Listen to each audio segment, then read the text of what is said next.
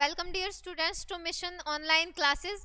आज हम life process का पार्ट सेकंड कर रहे हैं। फर्स्ट पार्ट के अंदर हमने देखा था कि कैसे हम लाइफ प्रोसेसेस होती क्या है, कौन कौन सी होती हैं। हमने उसका स्मॉल स्मॉल इंट्रो देखा था, ठीक है। और हमने एक चीज ये भी सीखी थी कि जो लाइफ प्रोसेसेस होती हैं वो लिविंग ऑर्गेनिजम्स के अंदर होती हैं, ठीक है। अब ये तो है नहीं कि लिविंग ऑर्गेनिज्म एक ही टाइप के होते होंगे, तो अब इस पार्ट के अंदर हमने देखना है कि जो ये लिविंग ऑर्गेनिज्म होते हैं वो किस किस टाइप के हो सकते हैं, कौन कौन से ऑर्गेनिजम्स होते हैं जो लिविंग होते हैं, ठीक है। तो हमारे आज का टॉपिक है ऑर्गेनिजम्स के ऊपर पढ़ना है हमें,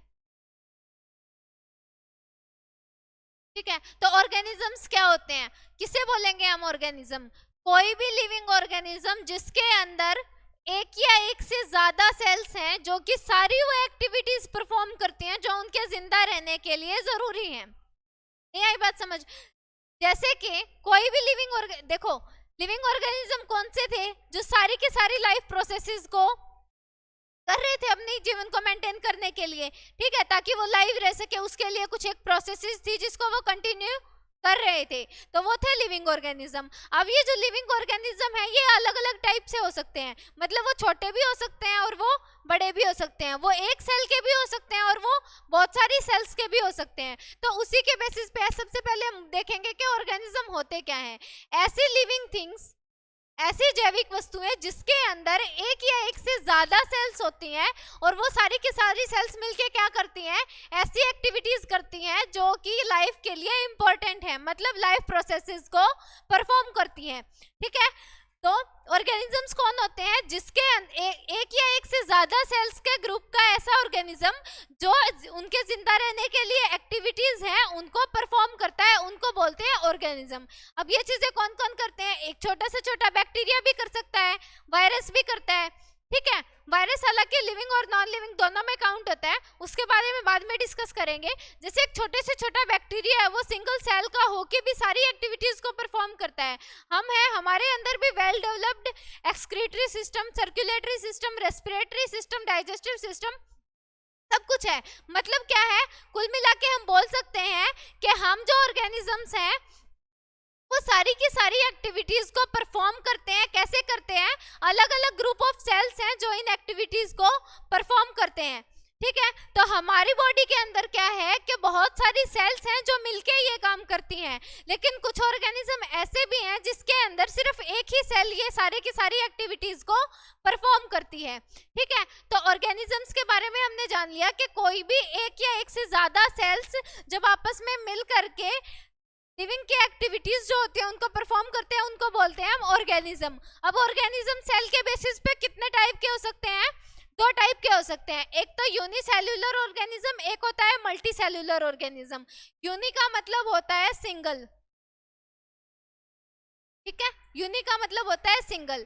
सेल्युलर, सेल का मतलब होता है कोशिका, सब सेल ही, ठीक है। और मल्टी का क्या मतलब होता है? मल्टी का मतलब होता है many, many cells. Multi cellular का मतलब होता है मैनी सेल्स। अब इसको कैसे डिफाइन करेंगे? यूनिसेल्युलर ऑर्गेनिज्म, नाम से ही पता चल रहा है कि ऐसे ऑर्गेनिज्म जो जिसके अंदर सिर्फ एक सिंगल सेल ही होगी और वो उसकी लाइफ के अंदर जितनी भी वाइटल एक्टिविटीज है, जितनी भी जरूरी एक्टिविटीज है, उन सबको परफॉर्म करने का काम सिर्फ एक सिंगल सेल ही करेगी, ठीक है। दूसरी है multi cellular organism. Multi cellular organism कौन से होंगे? ऐसे ऑर्गेनिज्म, ऐसे जीव जिसके अंदर एक से ज्यादा सेल्स आपस में ग्रुप करके एक एक अपने अलग अलग फंक्शन को परफॉर्म करेंगी, ठीक है। इसका अगर हम एग्जांपल लें तो हमारे शरीर के अंदर डाइजेशन का काम कोई और करता है, पूरा डाइजेस्टिव सिस्टम करता है, ठीक है। और रेस्पिरेशन का काम कौन करता है? जैसे लंग्स वगैरह करती हैं, ठीक है। सर्कुलेशन का काम जैसे कि हार्ट है, ब्लड है, इस तरीके से करते हैं। एक्सक्रीशन का काम जैसे कि किडनी है, हमारी स्किन है। तो इसका मतलब क्या है? हमारे अलग अलग टाइप के ऑर्गन्स क्या करते हैं? अलग अलग टाइप के फंक्शन करते हैं। अब वो ऑर्गन्स कैसे बने होंगे? अब ये तो है नहीं कि हम सीधे के सीधे पूरे ऑर्गेनिज्म बन गए होंगे, ठीक है। तो सबसे पहले क्या होता है, जैसे कि हमारी शुरुआत होती है सेल से, ठीक है। सेल से क्या बनते हैं? टिश्यूज, टिश्यूज बनते हैं। टिश्यूज जब आपस में कंबाइन होते हैं बहुत सारे तो वो बनाते हैं ऑर्गन, ठीक है। ऑर्गन जब कंबाइन होते हैं तो वो बनाते हैं ऑर्गन सिस्टम, और ऑर्गन सिस्टम जब आपस में कंबाइन होते हैं तो ऑर्गेनिज्म बनाते हैं, ठीक है। जैसे कि अब सेल है, किसी भी एक टाइप के सेल है, वो आपस में कंबाइन हुई, उन्होंने कोई एक स्पेशल टाइप का टिश्यू बनाया, ठीक है। टिश्यू बना करके, अब ये तो है नहीं टिश्यू सारे फंक्शंस को परफॉर्म कर सकता है, नहीं कर सकता। टिश्यूज ने आपस में कंबाइन होके क्या किया, एक ऑर्गन बनाई, ठीक है। किसी भी ऑर्गन का कर लो, जैसे कि स्टमक है, वो भी एक ऑर्गन है, ठीक है। तो उससे क्या बनेगा, अब डिफरेंट डिफरेंट टाइप के ऑर्गन्स। अब ये तो है नहीं कि अकेला हमारा स्टमक क्या कर देगा, अकेला हमारा स्टमक तो खाने को डाइजेस्ट कर देगा, लेकिन क्या पूरा का पूरा डाइजेशन कर सकता है, नहीं कर सकता। ये चीजें हम आगे इसके डाइजेस्टिव सिस्टम जब कंप्लीटली पढ़ेंगे उसके अंदर डिस्कस करेंगे, ठीक है। मतलब कोई भी एक ऑर्गन कंप्लीटली उस फंक्शन को परफॉर्म नहीं कर सकता, हमें अलग अलग टाइप के ऑर्गन्स चाहिए किसी भी एक काम को करने के लिए, ठीक है। जैसे कि छोटा सा डाइजेशन का ही एग्जांपल लें तो सबसे पहले ये तो है नहीं डायरेक्टली पेट के अंदर खाना चला जाएगा, उसके लिए पहले उसको मुंह में भी डालना पड़ेगा, कहीं से उसकी एंट्री भी करवानी पड़ेगी। एंट्री करवाने के बाद उसको छोटे छोटे मॉलिक्यूल्स में तोड़ना, वहां तक पहुंचाना।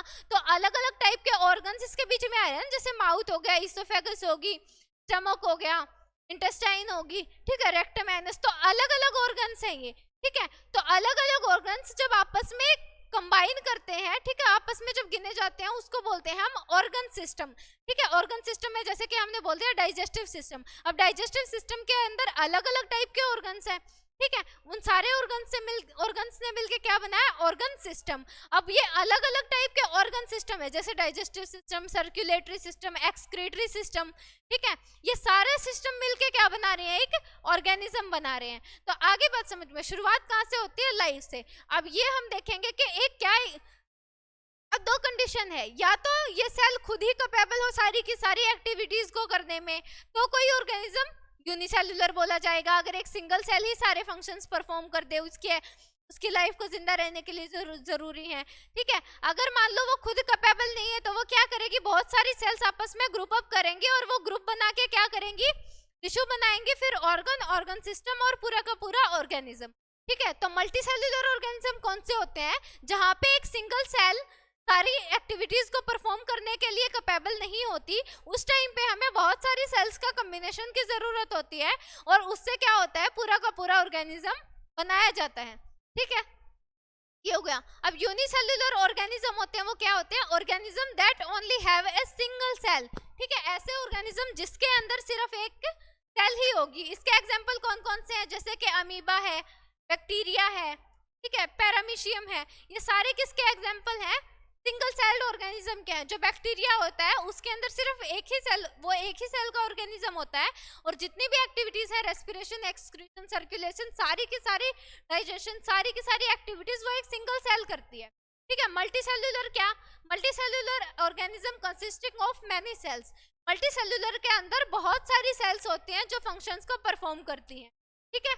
इसके अंदर एग्जांपल हो गए, प्लांट हो गया और एनिमल्स हो गए, ठीक है। अब देखो, लिविंग ऑर्गेनिजम्स के अंदर दो टाइप के देखे ना, यूनिसेल्युलर, मल्टी सेल्युलर। अब मल्टी सेल्युलर कौन से आगे, प्लांट और एनिमल्स। प्लांट के अंदर भी तो यही है ना, अलग अलग टाइप के सेल्स आपस में मिलकर के अलग अलग ऑर्गन्स बना रहे हैं। जैसे कि प्लांट के अंदर क्या क्या पार्ट होते हैं, रूट होती है, स्टेम होती है, लीव्स होती हैं, ठीक है, अलग अलग टाइप के पार्ट्स होते हैं। एनिमल्स के अंदर भी सेम चीज है। एनिमल में, मल्टी सेल्युलर में क्या क्या चीजें आ जाएंगी, हमारी ऑर्गन आ जाएगी, स्केलेटन सिस्टम आ जाएगा, कहीं डाइजेस्टिव, कहीं रेस्पिरेटरी सिस्टम, कहीं हमारा हेड है, कहीं हमारे हैंड्स हैं, लेग्स हैं, ठीक है। तो ये आ जाएंगे। मल्टी सेल्युलर और यूनिसेल्युलर का कॉन्सेप्ट यहाँ से आ गया। अब इनकी थोड़ी डिटेल में जो डेफिनेशन नोट करना चाहे वो कर सकता है। टाइप ऑफ ऑर्गेनिज्म, अब तक हमने पढ़ा था भाई ऑर्गेनिज्म होते क्या और उसके टाइप, अब उसकी थोड़ी डिटेल यहाँ आ जाएगी। यूनिसेल्युलर ऑर्गेनिज्म कौन से होते हैं, organism that are made up of only single cell. ये पहले भी पढ़ा दिया कि ऐसे ऑर्गेनिज्म जो सिर्फ और सिर्फ एक सिंगल सेल से ही बने हुए होते हैं उसको बोलते हैं हम unicellular organism. The single cell complete all the characteristic of life, मतलब हमारे शरीर के अंदर जितनी भी हमारी लाइफ को जिंदा, मतलब हमें जिंदा रहने के लिए जितने भी कैरेक्टर्स होते हैं हमारे अंदर, वो सारे के सारे कौन परफॉर्म करेगी, एक सिंगल सेल करेगी। And maintain homeostasis on its own, मतलब सारी की सारी एक्टिविटीज को मेंटेन कौन करेगी और परफॉर्म कौन करेगी, सिर्फ एक सिंगल सेल ही करेगी। सेकंड है मल्टी सेल्युलर ऑर्गेनिज्म। ठीक है, मल्टी का मतलब मैनी, ठीक है, सेल्यूलर का मतलब सेल्स।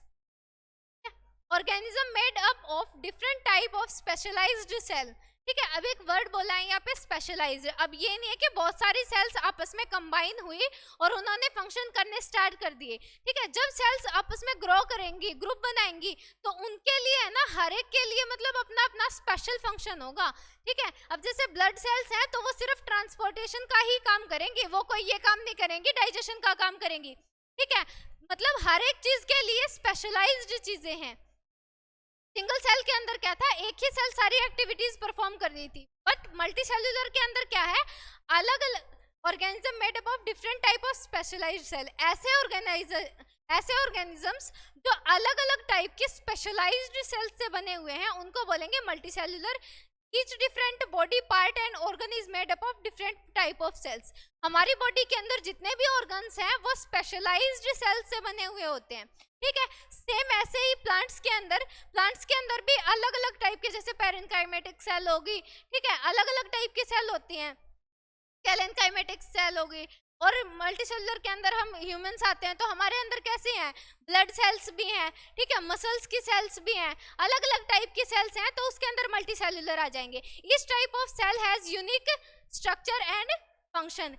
हर एक टाइप की जो सेल होती है उसका काम भी अलग होता है और उसके हिसाब से उसका स्ट्रक्चर भी अलग होता है। जैसे एक दो के अगर एग्जांपल लेके देखें, जो आरबीसीज होती है उनकी राउंड शेप होती है, ठीक है, और जो हमारे जो नर्वस सिस्टम, जैसे कि हमारी इंफॉर्मेशन जो भी होती है उसको डिफरेंट पार्ट से ब्रेन तक ले जाना, ब्रेन से उनको डिफरेंट टारगेट ऑर्गन तक ले जाने का काम होती है। जो हमारी नर्व सेल्स होती हैं उनकी शेप कुछ अलग होती है, इस तरीके से शेप होती है, ठीक है, ऐसे ही डेंड्राइट वगैरह, ठीक है, कैसे हो जाएगी।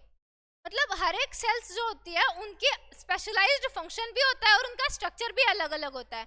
All of the different cell must work together to complete characteristic of life. अब ये नहीं है कि पूरे ऑर्गेनिज्म को, देखो पूरे ऑर्गेनिज्म को चलाना है तो हमें पता है कि अलग अलग सिस्टम्स वो परफॉर्म करने ही पड़ेंगे। डाइजेस्टिव सिस्टम को अपना काम करना पड़ेगा, सर्कुलेटरी सिस्टम को अपना काम करना पड़ेगा, एक्सक्रीटरी सिस्टम को अपना काम करना पड़ेगा। अब ये तो है नहीं कि किसी एक, अगर एक काम करता रहेगा, एक ने काम करना बंद कर दिया तो लाइफ पॉसिबल है, ये पॉसिबल नहीं है। क्योंकि हम शुरुआत में ही चैप्टर के पढ़ चुके हैं कि लाइफ प्रोसेसेस क्या होती हैं, ऐसी प्रोसेसेस का जोड़ जो हमारे लिए बिल्कुल मोस्ट इंपॉर्टेंट है, जिसके बिना लाइफ पॉसिबल ही नहीं है।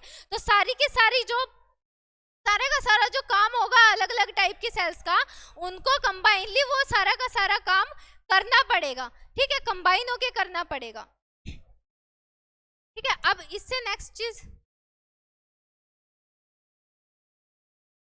ठीक है, ये तो था ऑर्गेनिजम्स की बात। अब हम आ गए हमारी जो सिस्टम्स आएंगे उनके ऊपर। हमें बताया कि हमारी जो लाइफ प्रोसेस थी, लाइफ प्रोसेस क्या होती है,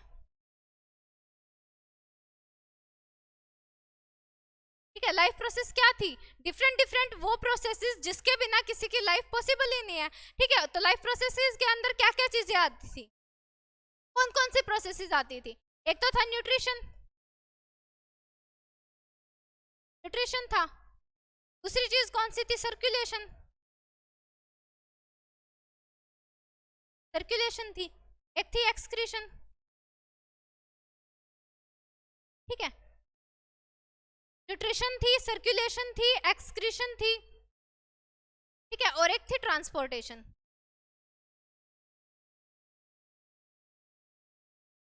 ये सारी की सारी चीजें हमारे लिए मोस्ट इंपॉर्टेंट है, जिसके बिना कोई लाइफ पॉसिबल नहीं है। अब इनकी डिटेल में एक एक करके स्टडी करनी है, ठीक है। पहले करेंगे न्यूट्रिशन की स्टडी, ठीक है। न्यूट्रिशन की स्टडी के लिए सबसे पहले ये पता होना चाहिए भाई न्यूट्रिशन होता क्या है। तो क्या होता है न्यूट्रिशन, द एक्ट और the process of nourishing being और being नरिशाइज्ड specifically the sum of the processes by which an animal or a plant take in or utilize food substance that are necessary for human nutrition।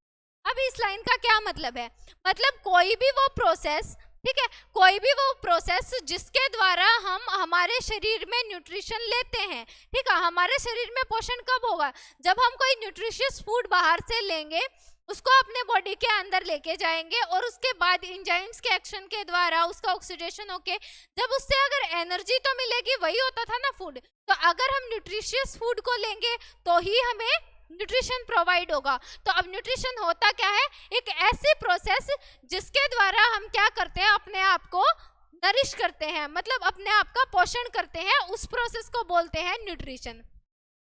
The sum of the processes by which animal or plant take in, ठीक है, ऐसी processes जिसके द्वारा उस nutrition को हम लेते भी हैं, और न्यूट्रिशन का लेना मतलब फूड का खाना, न्यूट्रिशियस फूड का खाना, ठीक है। तो कौन सी प्रोसेस, ऐसी प्रोसेस जिसके अंदर हम न्यूट्रिशियस फूड को खाते भी हैं और उसके बाद उसको यूटिलाइज भी करते हैं। यूटिलाइज करने का क्या मतलब है, यूटिलाइज करने का मतलब है उस न्यूट्रिशियस फूड में से हमने न्यूट्रिएंट्स बाहर निकाल लिए एज एनर्जी, ठीक है, और उस एनर्जी का हमारी डिफरेंट टाइप के सेल्स ने यूज किया, ठीक है, अपनी ग्रोथ के लिए और मेंटेनेंस के लिए, ठीक है। तो उसी को हम क्या बोलेंगे, ह्यूमन न्यूट्रिशन, ठीक है। तो अब ये बताओ कि ह्यूमन को न्यूट्रिशन किस किस चीज के द्वारा मिल सकता है, ठीक है। न्यूट्रिशन के लिए हम क्या क्या खाते हैं, ठीक है। अब ये तो है नहीं कोई पेड़ पत्ते खाता है, ठीक है, ये भी नहीं है कि भाई कोई लकड़ी की चीज खा ली या फिर कोई पेन खा लिया, पेंसिल खा लिया, उससे न्यूट्रिशन है, नहीं। हम क्या यूज करते हैं,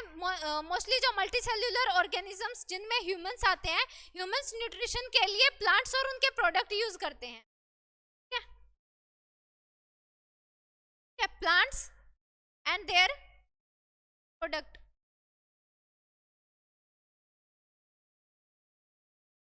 plant and their products, और किसका यूज करते हैं हम, animals and their products.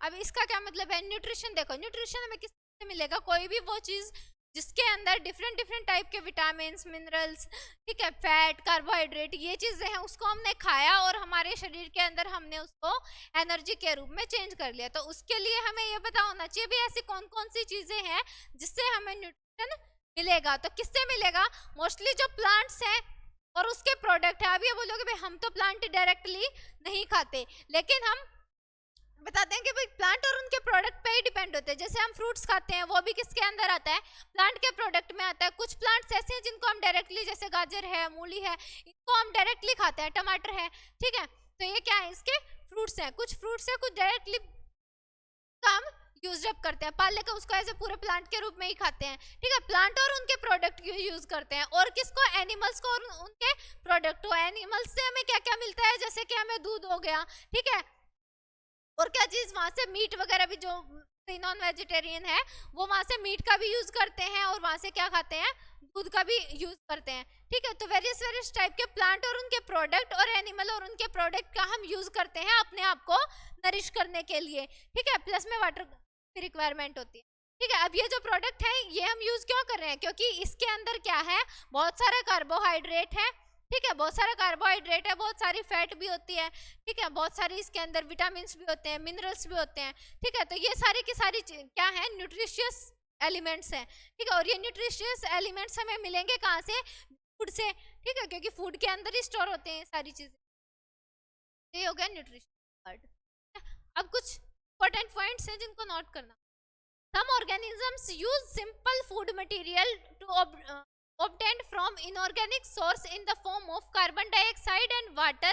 These organisms are autotroph, ठीक है। अब कोई भी चीज, अब कोई भी ऑर्गेनिज्म, क्योंकि हमें पता है कि ऑर्गेनिज्म दो टाइप के थे, ठीक है, किस, अब जैसे कि मल्टी सेलुलर ऑर्गेनिज्म थे, उसमें दो चीजें थी ना, एक तो प्लांट्स थे और एक एनिमल्स थे। अब ये चीजें देखनी है कि ये ऑर्गेनिजम्स जो हैं वो अपना खाना किस किस तरीके से लेते हैं। लेनी तो सबको क्या है, एनर्जी प्रोड्यूस करनी है लास्ट में, ठीक है। तो अब वो किस किस तरीके से लेते हैं, क्या वो डायरेक्टली खुद सिंथेसाइज करते हैं अपना फूड, या किसी और का सिंथेसाइज करा कराया अपने अंदर लेके जाते हैं और उसको यूटिलाइज करते हैं। उसके बेसिस पे हमने दो टाइप में बांट दिया, ठीक है, कैसे, ऑटोट्रोप्स में और हेटेरोट्रोप्स।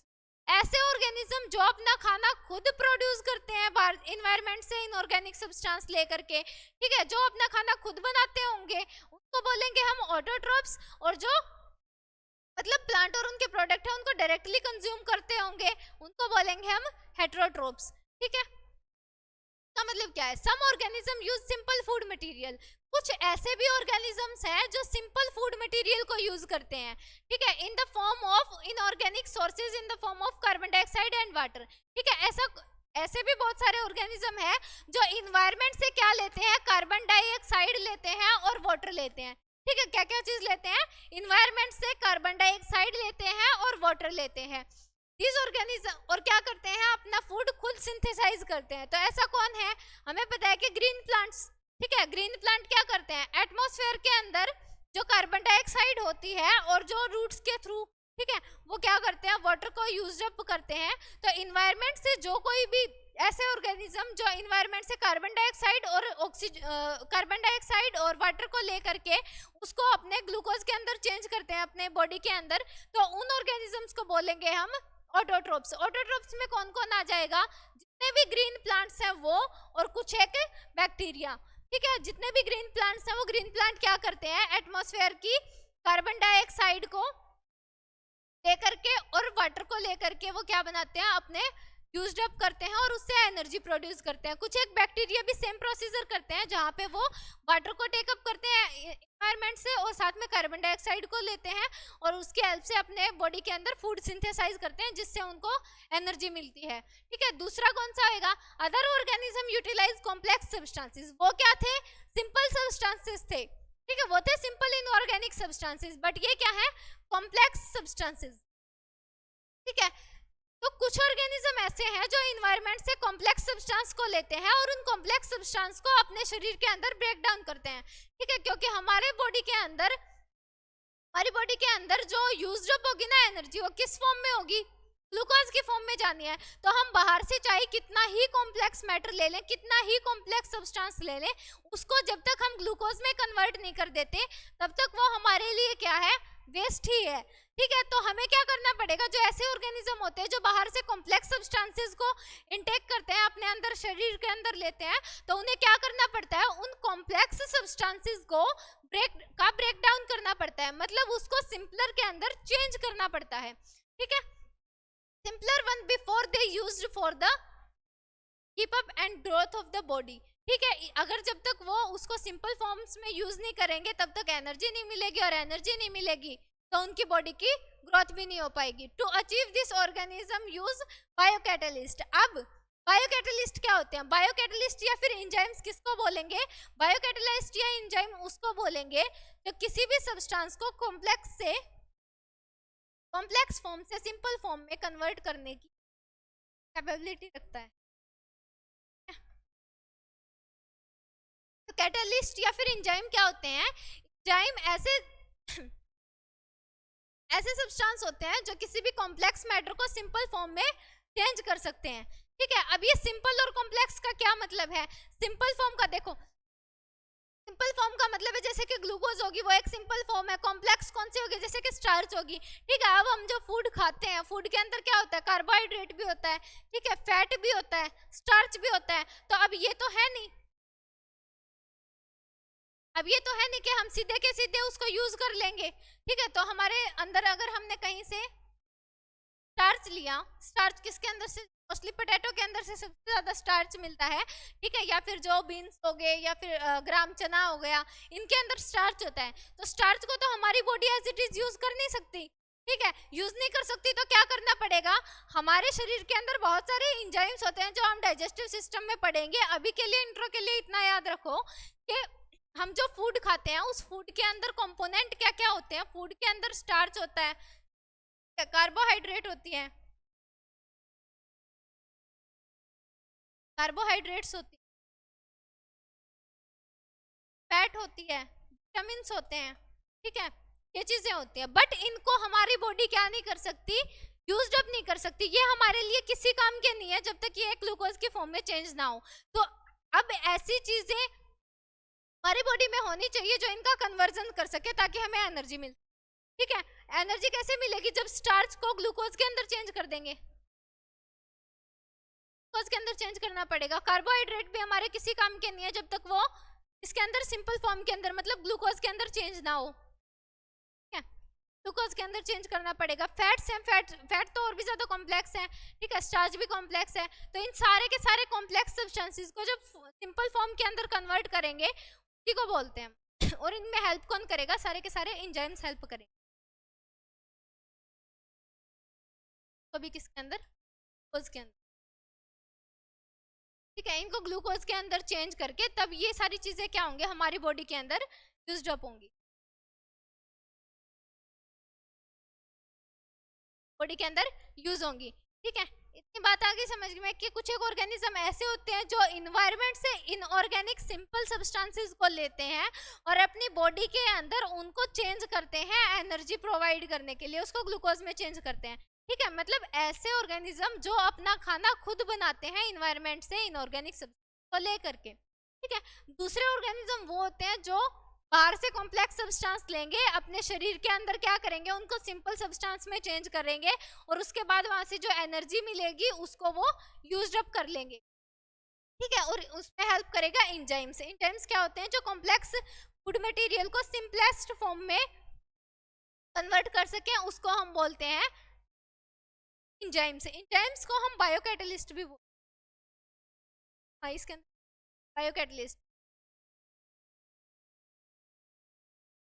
मतलब जीवों के अंदर, मतलब इंसान जो ऑर्गेनिज्म लिविंग होते हैं उनके अंदर जो कैटलिस्ट होते हैं। ठीक है, किसी भी कैटलिस्ट का मतलब होता है जो किसी भी रेट ऑफ रिएक्शन को इंक्रीज कर दे। ठीक है, अगर मान के चलो आज हमने कोई चीज खा ली, अगर हमारे शरीर के अंदर एंजाइम्स ना हो तो कम से कम 4-5 हजार साल तक वो खाना एज इट इज पड़ा रहेगा। ठीक है, एज इट इज रहेगा, उसका कोई भी डाइजेशन नहीं होगा, वो सिंपल फॉर्म में कन्वर्ट नहीं होगा। ठीक है, तो कैटलिस्ट कौन होते हैं, कैटलिस्ट वो होते हैं जो रेट ऑफ रिएक्शन को बढ़ा देते हैं। रेट ऑफ रिएक्शन बढ़ाने का क्या मतलब है, जो रिएक्शन बहुत टाइम बाद होने वाली थी उसको बहुत ही ज्यादा स्पीड अप कर देते हैं। ठीक है, तो वो होते हैं कैटलाइज्ड। और बायोकैटलिस्ट का मतलब ऐसे ऐसी चीजें, ठीक है, ऐसे मॉलिक्यूल्स जो क्या करते हैं इंसानों के अंदर, या फिर बोल सकते हैं जो मल्टी सेल्यूलर ऑर्गेनिजम्स होते हैं, उन मल्टी सेल्यूलर ऑर्गेनिजम्स के अंदर कोई भी अगर रिएक्शन हो रही है तो उसको स्पीड अप करने का काम कौन करते हैं, बायोकैटलिस्ट, जिसको हम बोलते हैं enzymes. Heterotroph, the heterotrophs survival depend directly और इनडायरेक्टली इन द हाँ, हेटेरोट्रोप्स जितने भी होते हैं, अब ये ऑटोट्रोप और हेटेरोट्रोप क्या होते हैं, ऑटोट्रोप वो थे जो अपना खाना खुद बना रहे थे, हेटेरोट्रोप वो होते हैं जो अपना खाना खुद नहीं बना सकते, जिनको इन्वायरमेंट से चाहिए सारा का सारा खाना, इन्वायरमेंट से चाहिए सारा का सारा खाना। ठीक है, तो एक तरीके से जो इन्वायरमेंट से खाना चाहिए वो मिल कहाँ से रहा है, वो सारा का सारा खाना हमें कहाँ से मिल रहा है, प्लांट और उनके प्रोडक्ट से मिल रहा है, एनिमल और उनके प्रोडक्ट से मिल रहा है। तो हम एक तरीके से ये मान लो डायरेक्टली या फिर इनडायरेक्टली। अब डायरेक्टली कैसे, जैसे कि हम डायरेक्टली कोई ना कोई प्लांट्स को हीट अप करते हो, जैसे कि पालक वगैरह, इनको हम डायरेक्टली एज अ प्लांट खा लेते हैं।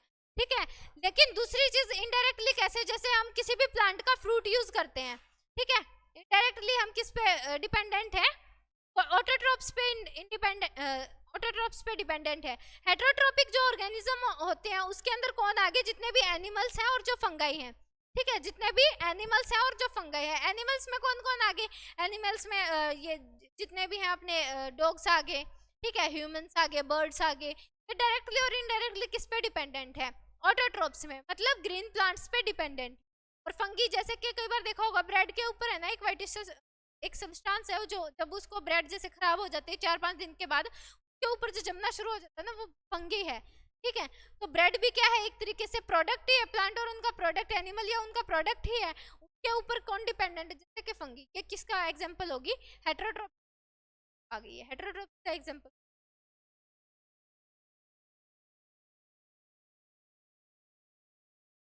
अब इसके अंदर डिफरेंस, हेटेरोट्रोपिक न्यूट्रिशन और ऑटोट्रोपिक न्यूट्रिशन के अंदर हमें डिफरेंस देखना है। फर्स्ट डिफरेंस क्या है, organisms prepare their food by themselves. Organism इसके अंदर क्या करते हैं, अपना खाना खुद ही बनाते हैं। ठीक है, एग्जांपल क्या था इसका, जैसे कि ग्रीन प्लांट्स हैं, उनको कोई खाना देके जाता है क्या, ठीक है, कभी जाके उसमें थाली में डाल के देके आए हो कि ले भाई तू खाना खा ले, तू जीवित रह सकेगा, नहीं। वो क्या करते हैं, इन्वायरमेंट से अपने इनऑर्गेनिक सब्सटेंस जैसे कि पानी और कार्बन डाइऑक्साइड लेते हैं और अपना खाना खुद बनाते हैं। खुद बनाते हैं इसीलिए उनको ऑटोट्रोप बोले। ऑटो का मतलब ही होता है सेल्फ। ठीक है, दूसरी है, इसके अंदर आएगा इसका, organism depend on other organisms for food. ठीक है, हेटेरोट्रोप्स में कौन आएंगे, हेटेरोट्रोप्स में वो ऑर्गेनिज्म आएंगे जिसके जो अपना खाना खुद नहीं बना सकते, जो किसी के ऊपर डिपेंडेंट हैं, जैसे कि हम प्लांट और उनके प्रोडक्ट्स के ऊपर डिपेंडेंट हैं। ठीक है, नेक्स्ट पॉइंट है, organism obtained required material for the nature, organisms obtain required material from the nature. अब ऑर्गेनिज्म क्या करेंगे, नेचर से वही चीजें यूज अप करेंगे ना जो उनको चाहिए है। जैसे कि उनको क्या चाहिए, कार्बन डाइऑक्साइड और वाटर, वो उसी का यूज अप करेंगे। Organism obtain their food from plant and from other animals. इसके अंदर क्या है, इन्वायरमेंट से ले रहे हैं जो भी चीजें इनको चाहिए। और ये क्या कर रहे हैं ऑर्गेनिज्म, हेट्रोट्रोप्स ऐसे ऑर्गेनिज्म है जो अपना खाना कहाँ से लेते हैं, प्लांट से, उनके प्रोडक्ट से, या फिर दूसरे एनिमल से और उनके प्रोडक्ट से ले रहे हैं। ठीक है, हेट्रोट्रोप्स। अब ऑटोट्रोप के एग्जांपल कौन से हो गए, जितने भी ग्रीन प्लांट्स हैं और एल्गी हैं। ठीक है, ये इसके एग्जांपल्स हो गए। This is done by the process of photosynthesis.